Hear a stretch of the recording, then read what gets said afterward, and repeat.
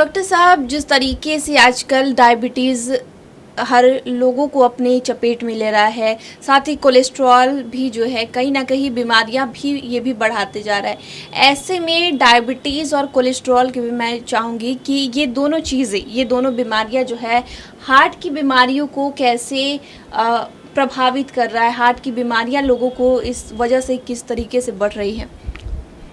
देखिए, diabetes mellitus and high cholesterol level, इसका मुख्य कारण है फिजिकल इनएक्टिविटी।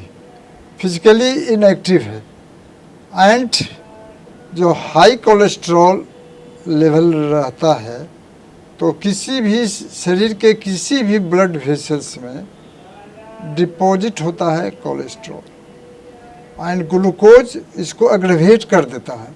इस प्रोसेस को डायबिटीज के मरीज यानी उसका ग्लूकोज जो हाई लेवल है वो दोनों मिलके इसके पोटेंशियल को दुगना कर देता है, तो एथेरोस्क्लेरोसिस बहुत तेज़ी से होती है। और जैसे मैंने बताया कि अगर 50% तक भी आर्टरी को डिपॉजिट होता है तो जनरली अनुभव नहीं होता है, लेकिन उसके बियॉन्ड जाइएगा तो एंजाइना होने लगेगा। उसके बियॉन्ड जाइएगा बहुत तरह का हो सकता है कि पैरालिसिस भी हो जाए, हो सकता है ब्लाइंडनेस भी हो जाए, हो सकता है किडनी डैमेज भी हो जाए। तो एथेरोस्क्लेरोसिस माने हाई कोलेस्ट्रॉल लेवल से कुछ भी शरीर की बीमारियां हो सकती है, क्योंकि किसी भी ब्लड वेसल्स में कोलेस्ट्रॉल का डिपॉजिट होने लगता है और लास्ट में 100% ब्लॉक कर देता है। तो जिस आर्टरी को ब्लॉक कर दिया उससे जो जिसका सप्लाई कर रहा है, आँख को है तो ब्लाइंडनेस, किडनी को है तो किडनी डैमेज, कोरोनरी को है तो हार्ट अटैक, ब्रेन के सेरेब्रल आर्टरीज को तो लकवा मार देगा।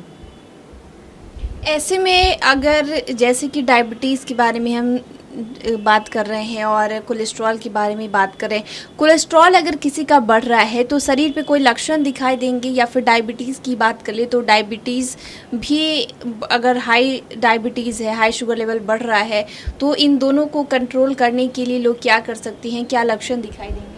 देखिए, शुगर अगर किसी को बढ़ रहा है तो पेशाब की मात्रा बढ़ जाएगी, ड्राइनेस ऑफ माउथ होगा, स्किन रफ एंड ड्राई हो जाएगा, और बहुत इजी टेस्ट कर लीजिए ब्लड शुगर डिटेक्ट होता है। उसी तरह से कोलेस्ट्रॉल, अब जैसे आँख के ऊपर जमा होने लगता है चाहे और कहीं पर उसका कोलेस्ट्रॉल जमा होता है, एंड रूटीन जांच कर लेना चाहिए ब्लड कोलेस्ट्रॉल, जिससे डिटेक्ट हो जाएगा।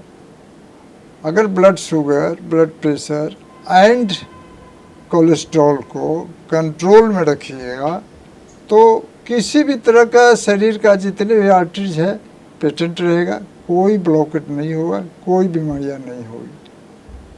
बहुत बार देखा जाता है कि आजकल टीवी लोग ज़्यादा देख रहे हैं ऐड के माध्यम से बहुत सारी चीज़ें, और कोलेस्ट्रॉल कम करने के लिए कहा जाता है कि ये ऑयल का इस्तेमाल करें, वो ऑयल का इस्तेमाल करें। ऐसे में जो ऑयल का लोग इस्तेमाल कर रहे हैं या फिर जो भी चीज़ें इस्तेमाल करें अपने खान पान में, उनमें उनको क्या परहेज करना चाहिए, क्या बचाव करना चाहिए, किस तरीके से चीज़ों का, खान पान का क्या ध्यान रखना चाहिए? देखिए, टीवी देखने वाले को है क्या कि इनएक्टिव हो जाते हैं।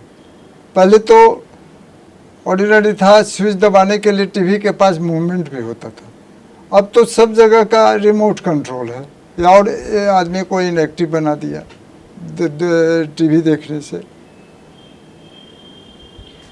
जैसे कि इसमें बारे में बात कर रहे हैं कि जो चीज़ें हैं घर में, खान पान की चीज़ अगर बात कर ले तो खान पान में क्या बदलाव करना चाहिए। ऑयल की अगर हम बात कर ले तो बहुत सी ऑयल हैं, ये कहा जाता है कि ये ऑयल इस्तेमाल करेंगे तो आपके कोलेस्ट्रॉल लेवल को कम रखेगा, इसमें जो हार्ट के लिए अच्छा है। क्या चीज़ों में बदलाव किया जा सकता है खान पान में, आखिर घरेलू तौर पे क्या रखें? कोलेस्ट्रॉल सब मॉडरलेस सेम है, उसका क्वांटिटी पर डिपेंड करता है। आप 24 आवर्स में 15 ml कोलेस्ट्रॉल का अगर सेवन करेंगे तो कोई बीमारियां नहीं हो। देखा गया है कि सरसों का तेल जो है उसको लेने से बेटर है, लेकिन उससे क्या होता है, एजिंग प्रोसेस को बढ़ा देता है, ग्रेइंग हेयर तुरंत होने लगेगा सरसों का इस्तेमाल करें। हार्ट के लिए फ्रेंड एंड ब्रेन के लिए वही दुश्मन हो जाता है। तो हम तो बोलेंगे कि सब कंट्रोवर्सी में मत पड़िए, सब मोर और लेस सेम है। आप उसको टोटल क्वांटिटी जो शरीर का इंटेक है 15 ml पर डे सीमित कर दीजिए, ठीक हो जाएगा।